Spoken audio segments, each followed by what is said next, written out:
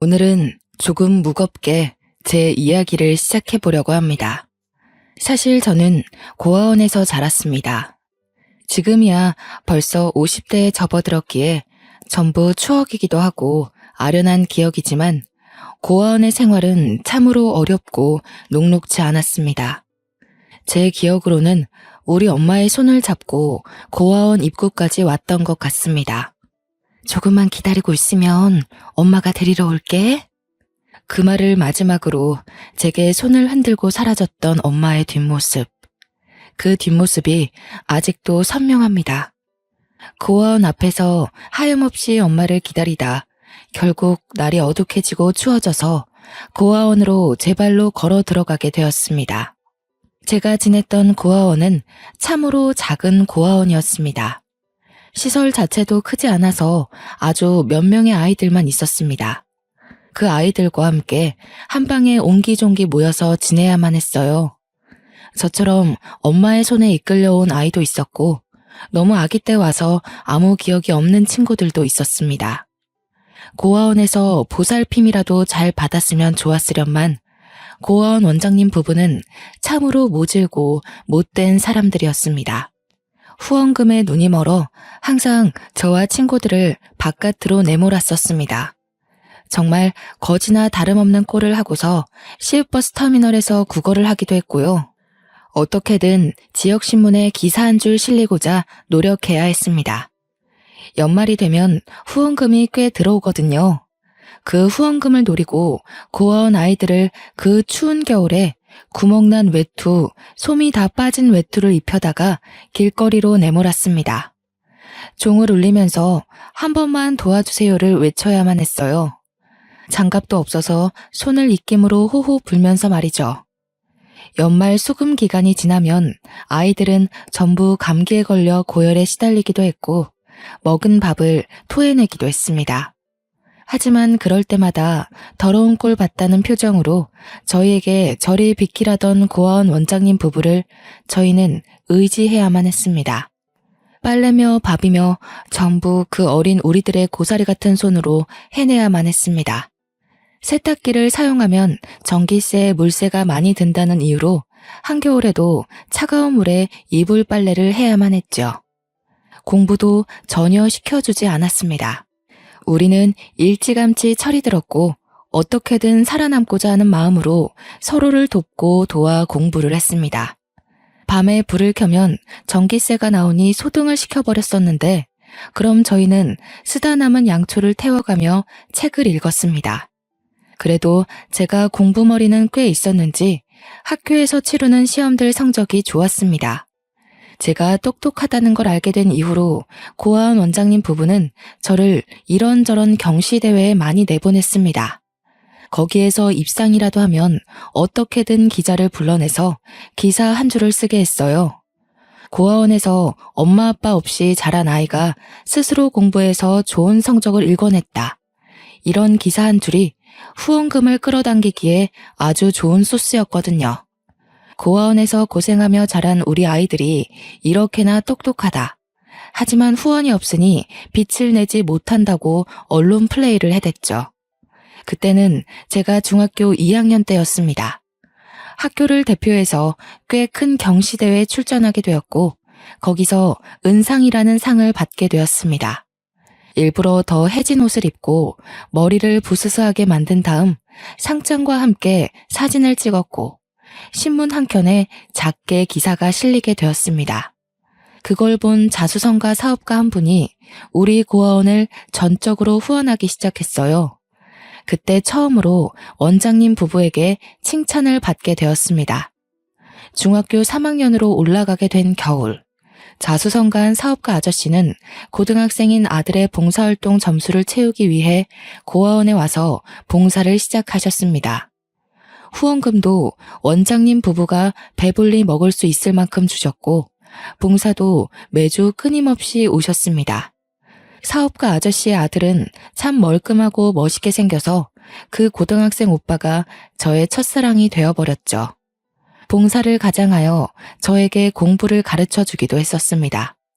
그렇게 오빠와 친해지자 오빠는 다른 애 몰래 저를 더 챙겨주기 시작했습니다. 늘 구멍난 옷이 부끄러웠는데 제게 옷을 선물해주기도 했고요. 공부하다가 언제든지 힘들면 연락하라며 휴대폰 번호를 쪽지에 써서 저에게 건네주었습니다. 그 쪽지를 정말 보물처럼 생각하고 잘 접어서 제 지갑에 보관해뒀습니다. 그 오빠는 대학생이 되었음에도 여전히 봉사활동을 했고 저는 고등학생이 되어 더욱 열심히 공부를 시작했습니다. 오빠가 다닌다는 명문대학교에 저도 꼭 입학하고 싶었거든요. 하지만 제가 20살이 되자 더 이상 오빠를 볼 수 없게 되었습니다. 오빠는 유학을 가게 되었고 저는 사회에 뚝 떨어지게 되었거든요. 20살이 되면 고아원을 나가야만 했으니까요. 제가 고아원에서 나올 때 어린 동생들이 얼마나 눈에 밟히던지 정말 눈물바람으로 하루를 보냈습니다. 저를 엄마처럼 따르던 아이들을 등지고 나오려고 하니 그냥 고아원에서 무료 봉사를 하며 눌러붙을까 하는 마음까지 들더라고요. 하지만 그럴 순 없었습니다. 제가 자립을 하고 일을 해야지만 동생들에게 옷 한 벌이라도 선물해 줄 수 있었으니까요. 그때부터 저는 안 해본 일이 없을 정도로 노력을 했습니다. 그 오빠가 다니던 명문대학교에 합격은 했지만 등록금을 도저히 마련할 수 없어서 입학을 하지 못했습니다. 학교의 사정을 말하니 학자금 대출에 대한 이야기도 해주었지만 은행에서는 제게 학자금 대출을 해줄 수 없다고 하더군요. 저는 결국 학교에서 많은 배려를 해주어 휴학을 할 수 있게 되었습니다. 자립금으로 받은 200만 원은 큰 돈으로 보였지만 정말 푼돈이더라고요. 월세방 하나 얻을 수 없어서 창문도 없는 월 35만 원짜리 고시원을 얻었습니다. 저는 아르바이트며 공장이며 택배 상하차며 닥치는 대로 일을 했습니다. 그때까지도 지갑에는 보물처럼 오빠의 연락처가 남아 있었어요. 물론 유학을 갔으니 없는 번호라고 생각하고 그저 마음의 위안만 얻으려고 가지고 있었던 거였지만요. 1년쯤 그런 생활을 반복하자 아무리 끈질기게 살아남은 잡초 같은 저라고 하더라도 너무 지치고 힘들더라고요. 그래서 믿져야 본전이라는 생각으로 오빠의 연락처로 전화를 걸어보았습니다. 여보세요? 하는 소리가 들리는데 너무나도 익숙한 목소리더군요. 저는 아무 말도 하지 못하고 당황해서 하는 소리만 냈습니다. 그러자 오빠가 먼저 묻더라고요. 혹시 미나니? 왜 이제서야 연락을 했어? 한국에 오자마자 고아원에 갔더니 너는 이미 사회로 나갔다고 하고 너 연락처도 모른다고 하시고 내가 얼마나 걱정했는데. 저는 그 따뜻한 말에 눈물을 쏟아내고 말았습니다. 나를 버리고 간 엄마도 단 한 번도 나를 찾지 않았는데 저에게 온정을 베풀어준 사람이 저를 찾기까지 했다고 하니까요. 제가 울음을 터뜨리자 오빠는 당황했고 지금 어디냐고 얼굴 보고 만나서 이야기를 하자고 했습니다. 그래서 저는 오빠와 약속을 잡았고 약속 장소에 나가니 오빠와 아저씨도 나와 계시더라고요. 너무 오랜만에 보는 분들이라 저도 모르게 또 눈물이 왈칵 터져 나왔습니다.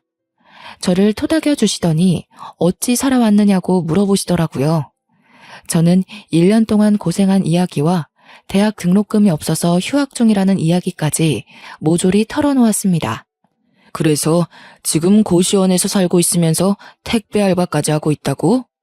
제가 취직할 수 있는 회사가 몇 개 없어서요. 그런데 택배 회사는 돈도 많이 주거든요. 몸은 힘들지만. 그래도 학생이 공부를 해야지. 그렇게 일만 해서는 아무것도 안 돼. 2년까지 휴학할 수 있다고 하길래 내년까지만 더 고생해 보려고요. 등록금을 모아놔야 그래도 졸업까지 어느 정도 버틸 수 있을 것 같아요. 그렇게 힘든 상황에서도 노력해서 우리 아들과 같은 학교에 입학했다는데 내가 어떻게 모른 척 할 수 있겠니? 그럼 이렇게 하자. 등록금을 내가 내줄 테니 다음 학기에는 학교에 다니는 걸로 하자. 저는 정말 새가 되어 날아갈 수 있을 것만큼 기뻤습니다. 아저씨는 아무 조건 없이 제 대학 등록금을 내주시기로 했고 나중에서야 그게 너무 죄송하다는 마음이 들었습니다. 하지만 오빠는 당연히 잘해서 주는 거라며 부담 갖지 말라고 했어요. 모아둔 돈은 학교 근처에 월세를 얻어서 살았으면 한다고 하셨지만 학교 근처에 집값이 꽤 비싸서 그럴 순 없겠더라고요. 저는 아저씨의 도움으로 대학에 등록을 했고 성적이 우수한 학생들에게만 준다는 성적 장학금을 받기 위해 노력했습니다. 물론 4년 내내 장학금을 받을 순 없었지만 그래도 중간에 여러 번 장학금을 받기도 했습니다. 제가 장학금을 받았으니 이번 등록금은 안 주셔도 된다고 말했지만 아저씨께서 비상금으로 가지고 있다가 생활비로 쓰라며 거절하셨어요. 넓은 마음에 또 한 번 감동을 받게 되었죠. 학교를 다니면서 과외 아르바이트 자리를 소개받아서 과외를 하고 장학금은 비상금으로 가지고 있고 대학생활 틈틈이 일일 아르바이트를 뛰기도 했습니다. 누구보다 시간을 쪼개어 쓰면서 바쁘게 살았고 등록금을 지원받은 이후로는 단 한 번의 휴학도 없이 학교를 졸업할 수 있게 되었습니다. 누구보다 치열하게 살았기 때문에 취업 전선에 뛰어드는 건 고민도 되지 않았습니다. 그런데 아저씨께서 제게 제안을 하시더라고요. 아저씨네 회사로 취직을 하는 게 어떻겠느냐 하셨어요. 솔직히 제 성적에 더 좋은 대기업으로 갈 수 있는 길이 열려있긴 했지만 그동안 받았던 은혜를 보답하고자 하는 마음도 있었기에 좋다고 했습니다. 아저씨는 대단한 영재가 입사하게 되었다면서 좋아하셨어요. 그렇게 신입사원의 명함을 달고 첫 직장에 받은 월급이 200만 원이 조금 넘었습니다. 통장에 떡하니 월급이라고 찍힌 금액을 보니 감동이 물밀듯 흘러왔습니다. 저는 그 길로 고아원 동생들에게 간식과 옷을 조금 사서 보냈고 남은 돈으로는 아저씨와 오빠에게 줄 작은 선물을 샀습니다. 오빠는 그 선물을 받고 자기도 취업 선물로 준비한 게 있다면서 제게 질 좋은 코트를 한 벌 선물해 주었어요. 저는 그 옷을 평생 보물로 생각하기로 했습니다. 올이 나갈까, 보풀이 생길까 아까워서 한 번도 입지 못하고 옷장에 고이 모셔놨죠. 저는 입사 2년 만에 고시원을 탈출해 원룸을 얻을 수 있었습니다. 삶의 여유가 조금 생기니 봉사활동도 다니기 시작했고요. 그런 저를 아저씨는 참 예쁘게 봐주셨고 오빠와의 사이도 돈독해졌습니다. 남몰래 짝사랑하고 있었기에 오빠의 말 한마디에 설레고 가슴이 아릴 때도 있었지만 참으로 행복했어요. 그러다가 오빠에게 고백을 받게 되었습니다. 어릴 때부터 저를 지켜보고 있었다면서 저도 같은 마음 아니냐고 묻더라고요. 집안 차이가 확실하게 있었기 때문에 숨긴다고 숨겨왔는데 다 알고 있었나 봐요. 저는 솔직하게 제 마음을 털어놓았고 그렇게 연애를 시작하게 되었습니다. 얼마 지나지 않아 아저씨도 저희가 사귄다는 걸 알게 되었고 평생 함께할 마음이 있냐고 물어보시길래 고개를 끄덕이니 그럼 결혼을 하는 건 어떻겠냐 하셨습니다. 저는 결혼까진 생각해 본 적 없었던 터라 많이 당황했어요. 왜냐면 오빠네 집은 번듯한 사업가의 집안이었고 저는 고아원에서 부모도 없이 자란 아이였으니까요. 결혼에 대한 이야기가 나오자 저는 은근히 기대되는 마음과 이래서는 안 된다는 마음이 공존했어요. 그런데 그때쯤 저에게 모르는 번호로 연락이 오기 시작했고 그 연락은 바로 오빠네 어머님이셨습니다. 한번 만났으면 좋겠다는 이야기에 저는 마음을 굳게 먹고 어머님을 만나러 갔습니다. 각설하고 나는 이 결혼 찬성하지 않아요. 이유는 잘 알고 있겠지? 제가 자리에 앉자마자 본론부터 말씀하시더라고요. 저는 이렇게 대놓고 말씀하실 줄 몰라서 꿀먹은 벙어리처럼 아무 말도 하지 못하고 멍하니 있었습니다. 우리 아들 내가 정말 금이야 오기야 키웠어. 절대로 부족함 없이 공부시켰고 유학까지 갔다 온 아이야. 그런데 고작 만난다는 기집애가 고아원에서 자란 출신도 모르는 여자라니 가당키나 해? 죄송합니다. 우리 남편도 참 생각이 없지. 사업한다는 양반이 대단한 며느리를 볼 생각은 안 하고 우리 집안 남자들이 마음을 굽힐 것 같지 않으니 그쪽이 먼저 정리해줬으면 좋겠는데. 하지만 저 정말 오빠를 사랑해요. 제가 사랑한다고 이야기하자 어머님께서는 이를 악물고 제 뺨을 치셨어요. 카페에 짝 소리가 울려 퍼지고 사람들의 이목이 집중되자 제 몸은 자연스레 움츠러들고 말았습니다. 순간 수치심과 억울함에 눈물이 줄줄 흐르더라고요. 부모 없이 자란 게 제가 원해서 된 일도 아니잖아요. 콩부머리는 꽤 똑똑하다고 들었는데 그래서 이렇게 미련스럽게 구는 건가? 우리 아들 잡아서 한몫 건져보려고? 내가 돈이라도 줘야 떨어져 나갈 거야? 돈 필요 없어요. 그냥 오빠를 너무 사랑해서. 돈도 필요 없다는 게 그렇게 대학 등록금까지 아득바득 챙겨갔니? 내가 불쌍한 애라고 도와준다길래 허락한 건데 며느리 자리까지 넘보는 건 선 넘었지. 저는 아무 말도 할 수 없었습니다. 따지고 보면 틀린 말도 아니었어요. 물론 오빠에 대한 저의 사랑은 순수한 거였지만 어머님께서 보시기엔 순수하지만은 않을 것 같았죠. 그날 그런 만남을 뒤로하고 집으로 돌아왔는데 예고도 없이 오빠가 집으로 찾아왔습니다. 오늘 우리 어머니 만났다면서 왜 말도 안 하고 그런 자리에 나갔어? 오빠의 반응을 보니 이미 어머니께서 반대하고 있다는 걸 알고 있는 눈치였습니다. 저만 모르고 있었다는 사실이 또 한 번 가슴을 후벼 파더라고요. 오빠 혼자서 얼마나 아등바등 노력했을까 하는 생각 때문에요. 내가 뒤집어 엎고 나왔어. 두 번 다신 너한테 함부로 못하실 거야. 미안해. 이런 일을 겪게 해서. 제가 뺨을 맞았다는 것까지 알았는지 오빠는 제 얼굴을 문질러주며 꼭 결혼하자고 말해주었습니다. 어떤 반발심에서 나온 건지 모르겠지만 저는 고개를 끄덕였습니다. 그 뒤로부턴 일사천리였어요. 오빠는 어머님의 반대를 무릅쓰고 결혼 준비를 강행했고 시아버지가 될 아저씨도 제 편에 서주셨습니다. 결혼을 준비하는 동안 단 한 번도 시어머니의 모습을 볼 수 없었지만 그래도 행복했어요.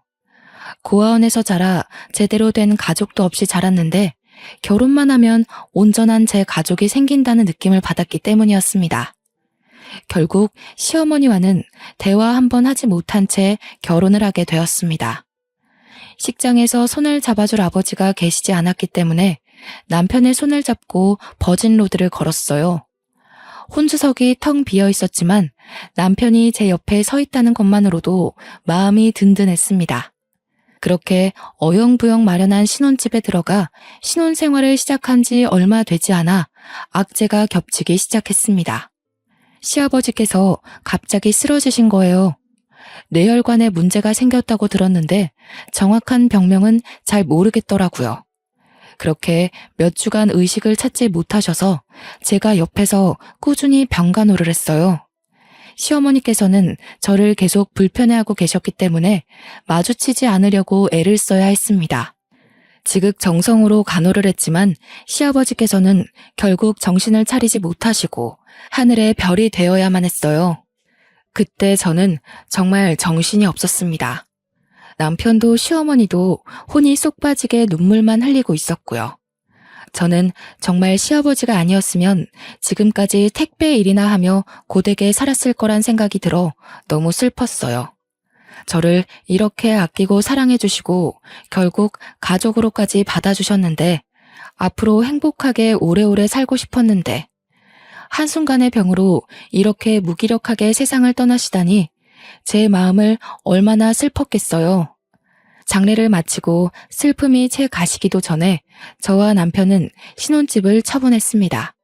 시어머니 혼자서 그 큰 집에서 지내시는 게 너무 외롭고 쓸쓸하실 것 같아서 남편과 시댁으로 들어가기로 결심했어요.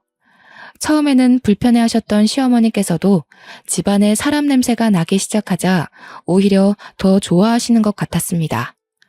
하지만 문제는 여기서부터 시작이었어요. 시아버지께서 돌아가시자 갑자기 회장직이 공석이 되어버린 탓이었죠. 남편은 아직 일을 배우고 있는 단계였고 저 또한 말단 직원이었기에 회장직을 맡을 수 있는 사람이 없었습니다. 이 사회에서는 독촉을 하지 앉을 준비가 된 사람은 없지. 결국 이 사회에서 시어머니를 그 공석에 앉히자는 의견이 나왔고 시어머니께서는 받아들이셨습니다. 하지만 회사 일을 잘 모르시던 어머니께서도 무척 힘들어 하셨습니다. 대신 권력은 생기셨죠. 시어머니의 도장 없이는 아무것도 할 수 없는 회사가 되었거든요. 남편은 그때부터 경영직 자리를 맡기 위해 누구보다 열심히 일을 해야 했습니다. 그때마다 시어머니의 채찍질도 따라왔고요. 남편은 지쳐가고 그런 남편을 보는 저 또한 지쳐갔습니다. 권력의 재미를 맛본 시어머니께서만 신이 나셨죠. 그때부터였을까요? 시어머니께서는 슬슬 집안 살림에도 참견을 하기 시작하셨습니다. 사람 냄새가 나서 좋다고 하셨는데 이제는 일만 하느라 집안 살림을 돌보지 않는다며 저를 구박하기 시작하셨어요. 세상에, 이불 빨래는 언제 하고 안 한 거니? 2주 전에 했어요, 어머님. 2주나 됐단 말이야? 이번 주말에는 이불이랑 커튼도 좀 빨아라. 커튼은 이번 환절기 때 이미 빨았는데. 너 집안에 먼지가 얼마나 많은지 몰라서 그러니? 이런 식으로 살림하는 여자가 어디 있어? 저는 평일에는 회사 일을 하느라 바쁘고 주말에는 집안일을 하느라 바빴습니다. 전혀 쉴 시간이 주어지지 않았어요. 하지만 고아원에서 일했던 경력은 무시 못하더라고요. 아무리 굳은 일이라고 해도 전부 해봤던 터라 척척 해냈습니다. 그러자 이제는 밥상을 가지고 참견하기 시작하셨습니다. 이렇게 풀떼기만 있어서 뭘 먹고 힘을 내서 일을 하겠니? 어머님이 시래기 좋아하시잖아요. 그래서 무쳐본 건데. 시래기를 아무리 좋아해도 삼시세끼 시래기만 먹니? 바깥일 한다고 유세라도 떠는 거야 지금? 시어머니께서 주구장창 일을 관두고 집안 살림에 신경을 쓰라고 요구하셨고 결국 몇 년을 다닌 직장을 결혼 1년도 채 되지 않아 포기하게 되었습니다. 집에서 살림만 하기 시작하자 그때부터는 더욱 잔소리가 심해졌습니다. 너 걸레질 언제 했어? TV장에 먼지 앉은 것 좀 봐라.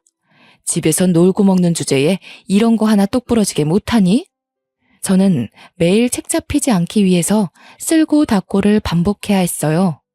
온 집안에서 광이 날 정도로 닦아대니 나중에는 주방 가전 위에 기름때가 앉았다고 혼을 내시더라고요. 저는 매일같이 기름때를 지우고 먼지를 닦아내며 하루를 보내야 했습니다. 하루 이틀은 괜찮았는데 몇 주째 반복이 되니 허리도 아프고 온몸이 쑤시더라고요. 제가 고생하는 걸 아는 남편이 하루는 마사지를 해주겠다고 제 어깨를 주물러주고 있는데 시어머니께서 방문을 벌컥 열고 들어오시더라고요. 지금 뭐 어쩌라는 거야? 바깥에서 하루 종일 일하다가 온 남편을 이런 식으로 부려먹어? 내내 집에서 쉬는 주제에? 도끼 눈을 뜨고는 저에게 소리를 지르는 시어머니께 저는 대꾸 한마디를 할 수가 없었습니다. 남편도 너무나도 지친 것이 보였고 저까지 나서서 분란을 만들 필요가 없다고 생각했어요. 남편도 입을 꾹 말고 제 편을 들어주지 않자 시어머니께서는 이때다 싶으셨는지 저를 더욱 구박했습니다. 밥상을 뒤집어 엎는 건 늘상 있는 일이 되었고 어느 날부터 남편은 아침 식사를 하지 않고 출근을 했습니다. 아침에 밥을 먹으면서 이런 꼴을 보자니 체하는 것 같다고 하더라고요. 시어머니께서는 제게 옷 다림질이 마음에 안 든다면서 얼굴에 빨랫감을 던지기도 하셨습니다. 내가 분명 오늘 중요한 회의 있다고 블라우스 다려놓으라고 했는데 그거 하나 제대로 못해서야 원. 저에게 회사에 일이 있으니 얼른 차려입고 나오라는 남편의 말에 아껴두었던 남편이 선물해준 코트를 입고 나가니 시어머니께서 진절머리 난다는 듯 제게 말씀하셨어요. 도대체 이게 언제적 디자인의 코트니? 이래서 고아티는 못 버는 거라던데 정말 쪽팔려서 어디 데리고 다니지도 못하겠다. 내가 돈을 안 주니? 남편이 생활비를 안 줘? 명품까지는 못 사 입더라도 적어도 브랜드 옷은 입어야 할 거 아니야. 이 코트 그이가 사준 거라서요. 아무리 그래도 그렇지. 이런 격식 있는 자리에 와봤어야 알지. 내가 정말 쪽팔려서 너를 며느리라고 소개시켜줄 수 있겠니? 너는 나뿐만 아니라 네 남편, 돌아가신 시아버지 얼굴에도 먹칠하는 거야. 그럴 때마다 저는 남편이 저의 편을 들어주길 원했지만 남편은 너무 지쳐있는 상태였어요. 본인 생활도 너무 벅찬 와중에 이러한 사소한 싸움까지 신경 쓰고 싶지 않았던 거겠죠. 결국 남편은 저를 외면했고 돌려져 버린 고개에 저는 너무나도 속이 상했습니다. 남편과 이야기를 해도 늘 저에게 네가 참아, 네가 참아 하는 말만 반복했고요. 저는 가정이 있음에도 불구하고 꼭 고아원에서 지냈던 그 시절로 돌아간 것만 같은 기분이 들었습니다.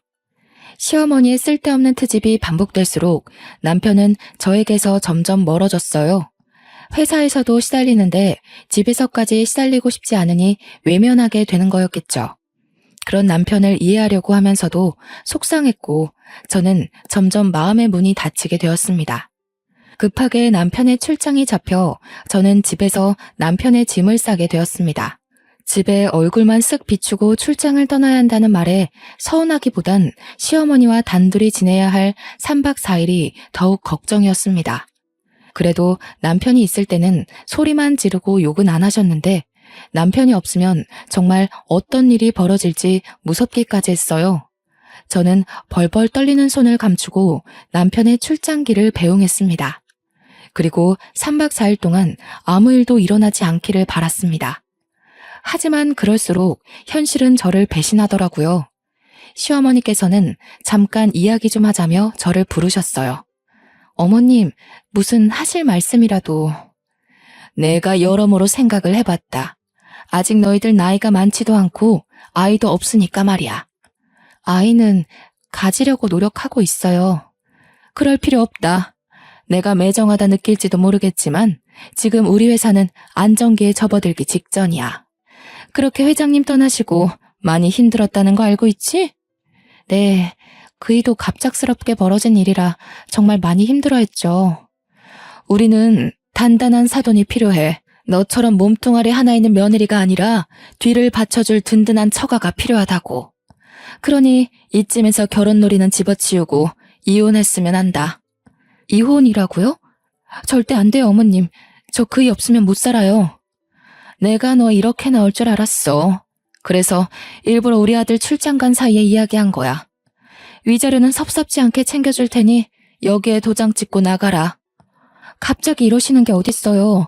저 그동안 잘해왔잖아요, 어머님. 너 고생한 거야 내가 모르겠니?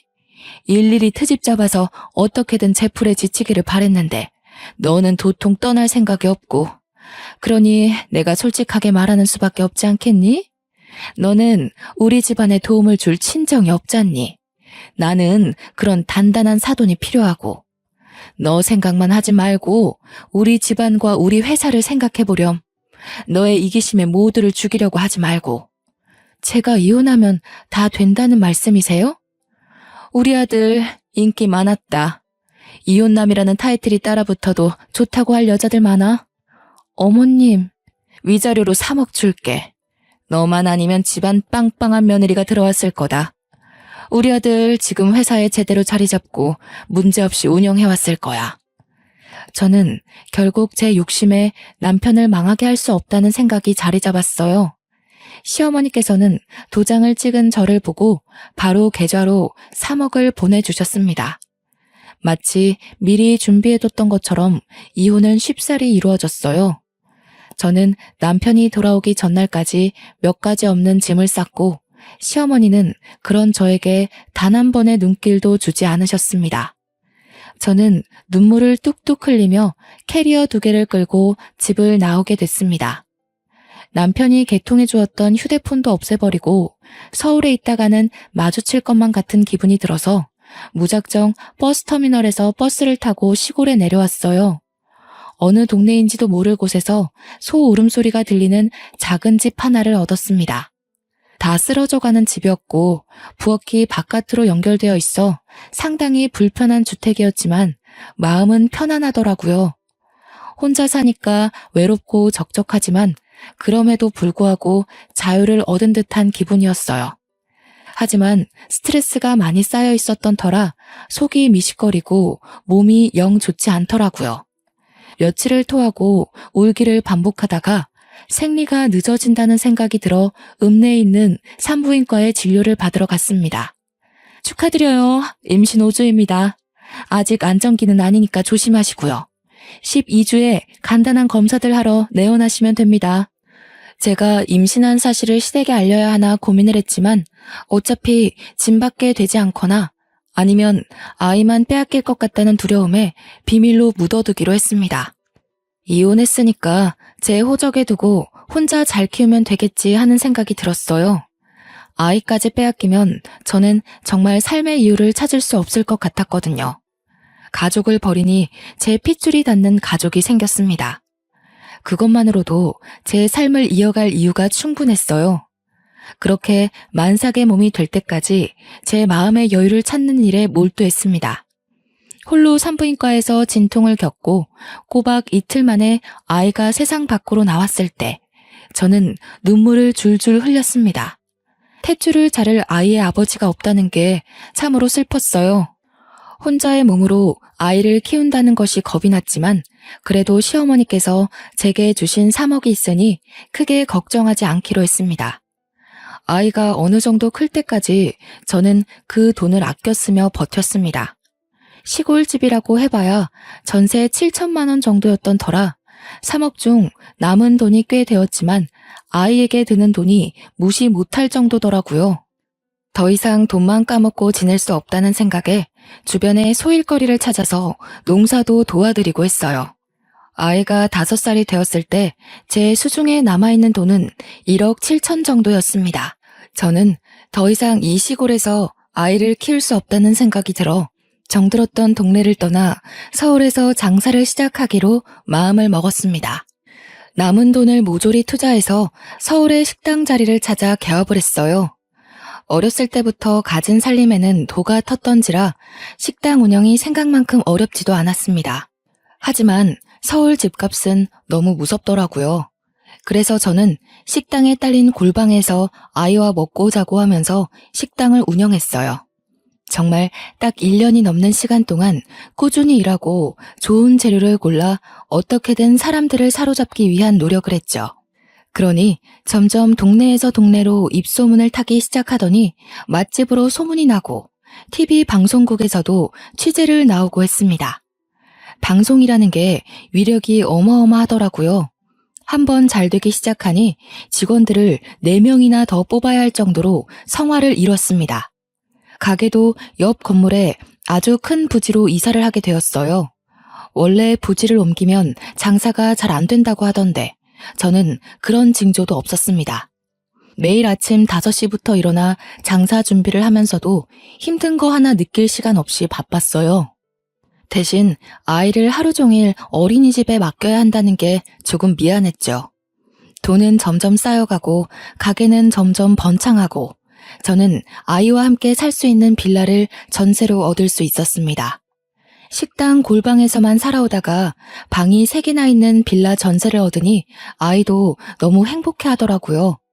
그렇게 돈 버는 재미로 아이와 함께 시간을 보내며 살고 있었는데 문득 제 어릴 때의 기억이 나더라고요.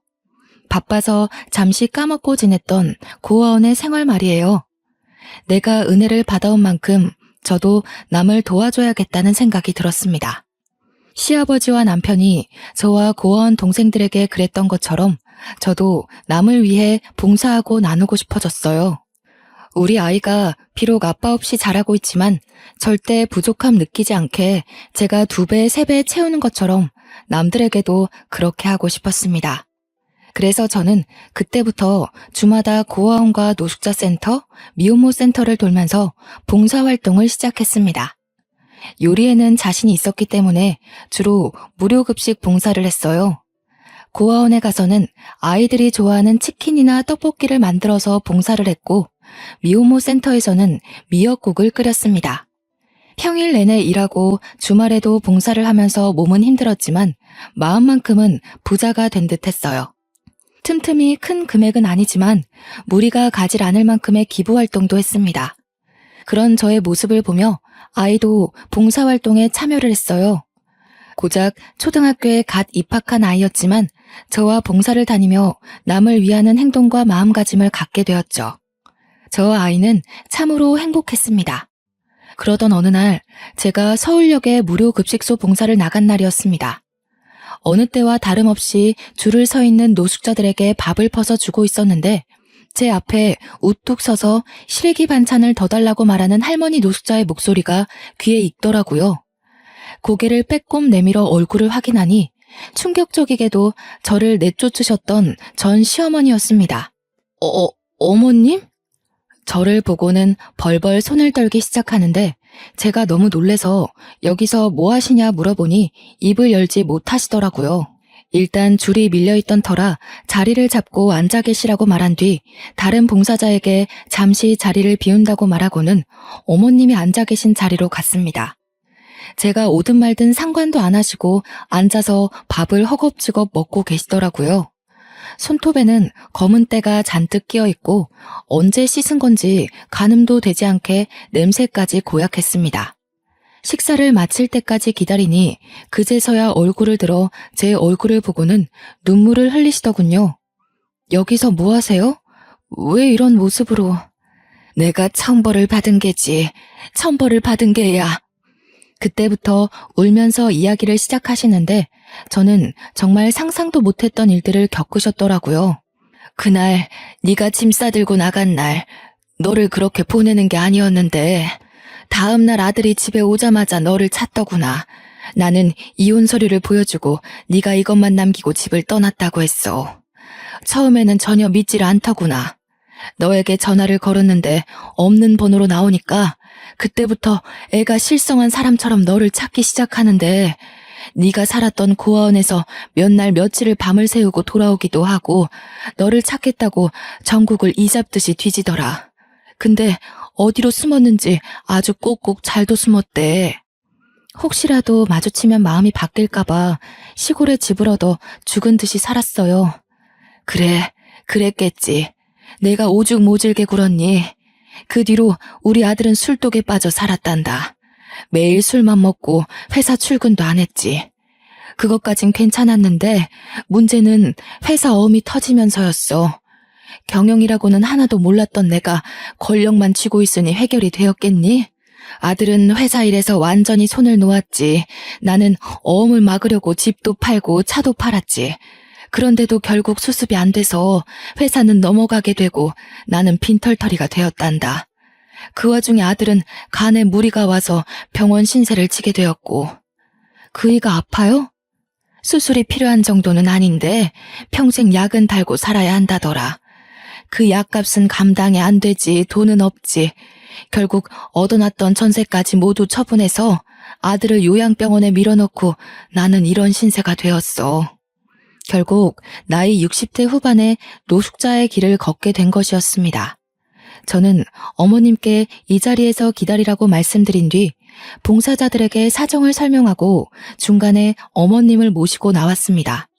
비록 저에게 모질게 굴었던 어머님이지만 차마 잘됐다고 조롱할 수 없겠더라고요. 그대로 목욕탕으로 모시고 가서 묵은 때를 전부 벗겨드렸습니다. 그리고는 우리 집으로 모시고 가서 이부자리를 깔아드렸어요. 학원에 갔다가 집으로 돌아온 우리 딸을 보고서는 어머니께서 까무러칠 듯 놀라셨습니다. 엄마, 누구셔? 인사드려야지. 할머니야. 아이고, 내가 너무 못됐다. 내가 너무 잘못했어. 임신한 줄도 모르고, 우리 손녀딸이 있는지도 모르고. 어머님께서는 제게 무릎을 꿇고 손을 싹싹 빌면서 눈물을 흘리셨어요. 아이는 놀라서 할머니 왜 그러냐고 일어나라고 하고 저도 눈물만 하염없이 흘렀죠. 여자 혼자서 아이를 키우며 당했던 조롱이며 고통이 고스란히 떠올랐던 터였습니다. 저는 용서는 쉽게 할 수 없겠다고 했지만서도 어머님이 집에서 편안하게 지내실 수 있도록 도와드렸어요. 다음날 어머님과 아이의 손을 붙잡고 남편이 입원해 있다는 요양병원으로 갔습니다. 병실 문을 열자 창밖만 하염없이 바라보고 있는 남편의 뒷모습이 보이더라고요. 뒷모습이 너무나도 쓸쓸했지만 오랜 시간 사랑했던 그 오빠의 모습 그대로를 간직하고 있었습니다. 민주야, 저분이 민주 아빠야. 얼른 아빠 하고 달려가봐. 아빠? 남편은 달려오는 딸아이를 보고 눈이 휘둥그레 커졌습니다.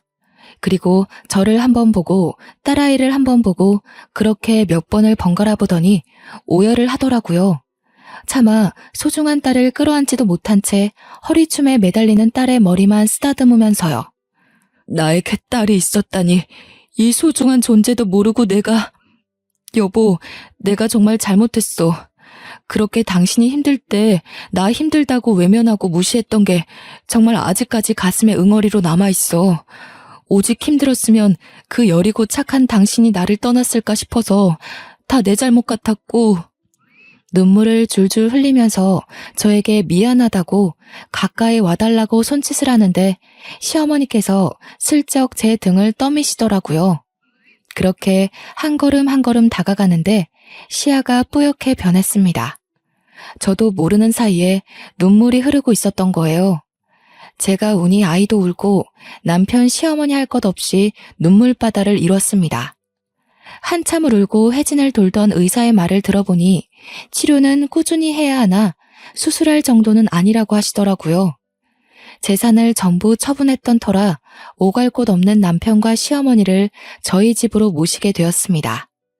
남편도 집이 없어서 요양병원에 입원했던 거였기에 통원 치료를 약속하고는 집으로 돌아왔어요. 시어머니께서는 다음 날부터 저를 도와 식당에 출근을 시작하셨습니다. 저는 몇 번이고 고된 일이라며 말렸지만 일을 하시겠다며 빚을 갚겠다는 어머님을 말릴 수가 없었어요. 남편은 꾸준한 통원 치료와 본인의 의지로 지금까지 탈없이 잘 이겨내고 있습니다. 아직 몸은 많이 약해져 있지만 충분히 이겨낼 수 있을 거라고 믿고 있어요. 지금은 딸아이와 온 가족이 함께 행복하게 살고 있습니다. 돌고 돌았지만 결국 한 가족이 되었습니다. 앞으로는 찢어지지 않고 영원히 함께 할 거예요. 길었던 제 인생 이야기 들어주셔서 감사합니다.